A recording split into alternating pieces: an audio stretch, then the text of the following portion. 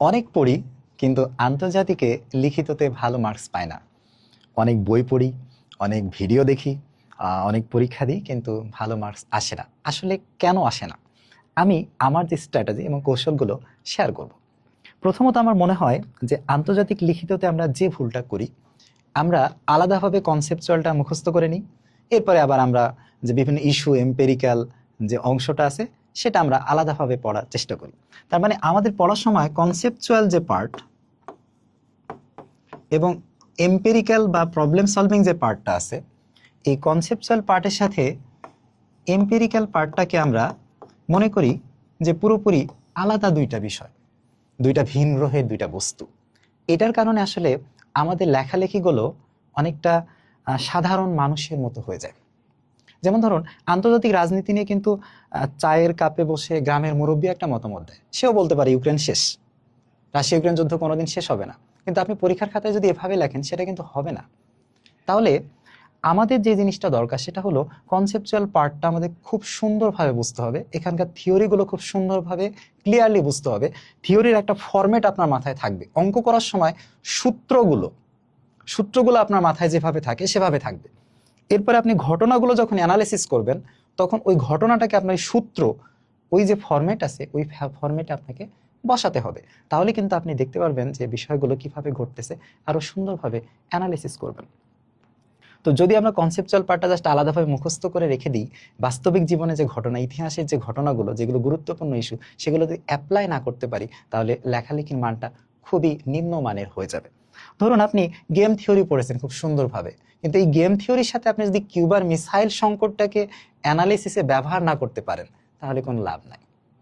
আপনি ধরুন prisoners dilemma theory পড়ছেন, প্রিজনার্সদের ডিলেমার জন্য কি হয়, কিন্তু এটা দিয়ে যদি আপনি সীমাহীন বিশ্বের যে একটা অস্ত্র প্রতিযোগিতা চলতেছে, সিকিউরিটি ডাইলেমা হচ্ছে, এই জিনিসটাকে যদি আপনি অ্যানালিসিস না করতে পারেন তাহলে আপনার লেখাটা আসলে মানসম্মত হবে না।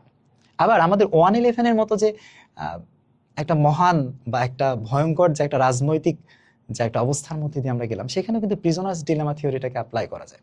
তাহলে আপনাকে এই কনসেপচুয়াল পার্টটা খুব সুন্দরভাবে পড়ে এটাকে আপনার বিভিন্ন ঘটনা অ্যানালাইসিস করার সময় আপনাকে ইউজ করতে হবে। যে কোনো আপনি একটা কনসেপ্ট পড়লেন বা থিওরি পড়লেন, এটা দুইটা কাজ আছে। একটা হচ্ছে অতীতের ঘটনাগুলোকে এক্সপ্লেইন করা, যে এটা এই থিওরির আলোকে এরকম এরকম হয়েছে, এক নাম্বার। দুই নাম্বার আরো একটা কাজ আছে, যে এই থিওরির আলোকে ভবিষ্যতে কি হতে পারে প্রেডিক্ট করা, একটা কনক্লুশনে আসার চেষ্টা করা। এবং এই জায়গাটা থেকেই কিন্তু কোন থিওরিটা বেশি স্ট্রং, কোনটা দুর্বল সেটা চলে আসে, যে এই থিওরি অনুযায়ী এই পরিণতি হওয়ার কথা ছিল কিন্তু এটা হয়নি, অন্যটা হয়েছে, তাহলে এই থিওরিটা সবল নয়, বেশিরভাগ ক্ষেত্রে প্রাসঙ্গিক নয়। তো এক নম্বর পয়েন্ট হলো কনসেপচুয়াল পার্টের সাথে এম্পিরিক্যাল পার্টটাকে মিলায়, রিলেট করে, কানেক্ট করে ওই ফরম্যাটে ফেলে পড়তে হবে। দুই নম্বর পয়েন্ট হচ্ছে আমরা অনেক সময় যে টার্মগুলো ইউজ করি সেটা আন্তর্জাতিক রাজনীতির সাথে যায় না। আমরা আমাদের মতো করে, আমাদের সাধারণ বিবেক বোধ থেকে যেটা আমরা করি সেটা করি। যেমন ধরুন আমাদের যে গঙ্গা পানি বন্টন চুক্তির যে সমস্যাগুলো, সেগুলো নিয়ে আমি আলোচনা করতেছি। তো আমি বলি যে আমাদেরকে পানি দিচ্ছেন, আরো বেশি পানি দিতে হবে, গ্রীষ্ম মৌসুমে পানি দেয় না, এই হলো সেই হলো। আসলে এগুলো বলে কোনো লাভ নাই।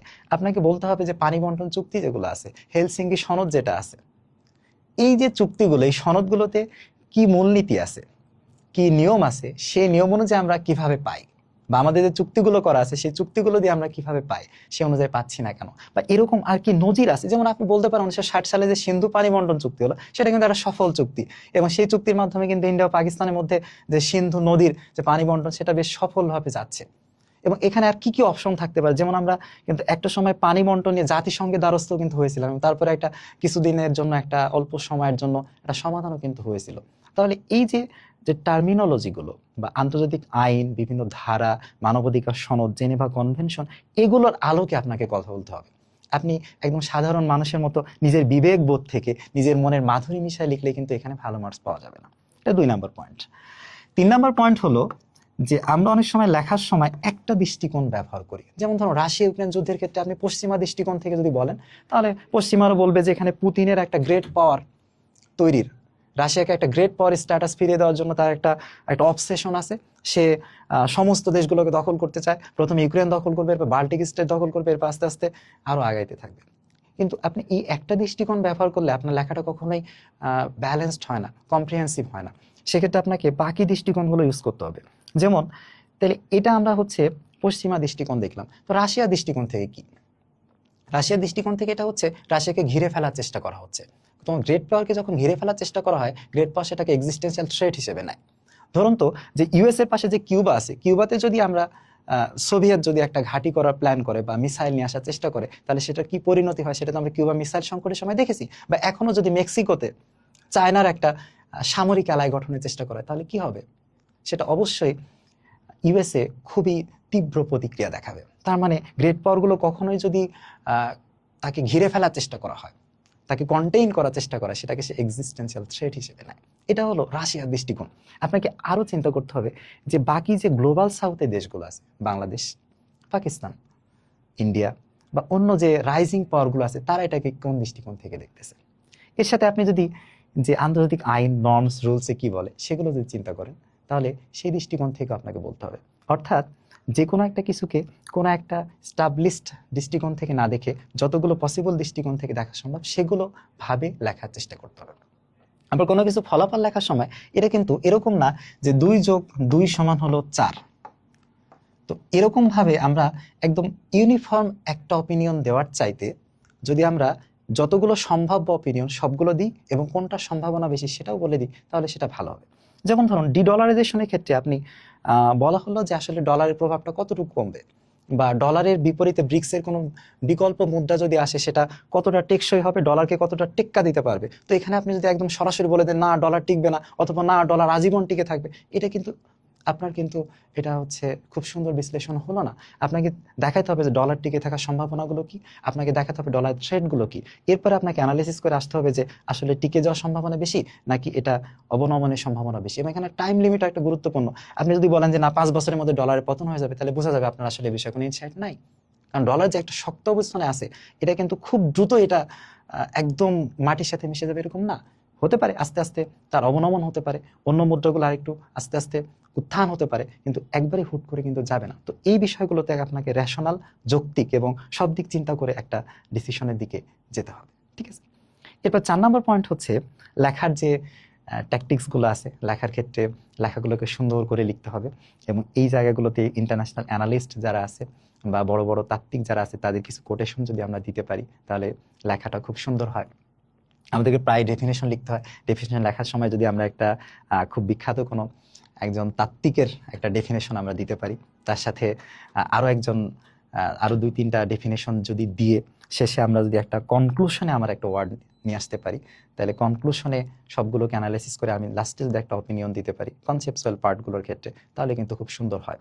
আবার যখন এম্পিরিক্যাল পার্টগুলো থাকবে সেখানে লেখাও কিন্তু একটা আর্ট, যে আমি প্রথমে একটা খুব সুন্দর কোটেশন দিয়ে শুরু করতে পারি, তারপরে যে কোনো কিছু লেখার ক্ষেত্রে আমাদের যে প্রেক্ষাপটে যেতে হবে। ধরুন রাশিয়া ইউক্রেন যুদ্ধ হলো, আমি যদি সরাসরি রাশিয়া ইউক্রেন যুদ্ধের চিন্তা করি 22 সালে 24 ফেব্রুয়ারিতে রাশিয়া ইউক্রেন অ্যাটাক করলো, এটা কিন্তু হবে না। আপনাকে প্রেক্ষাপটে যেতে হবে যে কেন এই যুদ্ধের প্রেক্ষাপটটা তৈরি হলো। আপনি ন্যাটোর এক্সপানশনের কথা বলতে পারেন, তারও আগে যে ক্রিমিয়া ছিনিয়ে নিয়েছিল সেই যে বিষয়গুলো আছে 14 সালে, 8 সালে বুখারেস্ট সামিট, আপনাকে সেগুলোতে যেতে হবে, প্রেক্ষাপট নিয়ে আসতে হবে, কারণ নিয়ে আসতে হবে, অ্যানালিসিস করতে হবে, ফলাফলে যেতে হবে, সিদ্ধান্তের দিকে যেতে হবে। 5 নম্বরে আরো কিছু কিছু মানুষ জিজ্ঞেস করে যে আসলে বাংলায় লিখলে ভালো হবে না ইংলিশে লিখলে ভালো হবে। আমার মনে হয় ভাষাটা খুব বেশি কোনো ম্যাটার করে না। তবে আমার কাছে একটা জিনিস মনে হয়, যারা ইংলিশে খুব বেশি ফ্লুয়েন্ট, খুব স্পিডে লিখতে পারেন, তাদের ইংলিশে খুবই সাবলীল, তারা কিন্তু ইংলিশে লিখলে একটা সুবিধা পেতে পারেন। আমার পার্সোনালি মনে হয় বাংলা চেয়ে ইংলিশ বেশি দ্রুত লেখা যায়। আমি নিজে দ্রুত লিখতে পারি, বাংলা লিখতে আমার একটু সময় লাগে। তো আমি তারপরেও বাংলাতেই লিখছিলাম, কারণ আমি যে বইগুলো পড়ছিলাম বেশিরভাগই বাংলাতেই। তো সেক্ষেত্রে আমি বাংলাতে লিখছিলাম। আপনারা চাইলে ইংলিশেও লিখতে পারেন। ইংলিশে লিখলে আমার মনে হয় একটা সুবিধা পাওয়া যায়, সেটা হচ্ছে ইংলিশ মানে একটু দ্রুত লেখা যায়। ঠিক আছে। তো এই বিষয়গুলো নিয়ে আরো আলোচনা হবে। সবার জন্য শুভকামনা। ধন্যবাদ।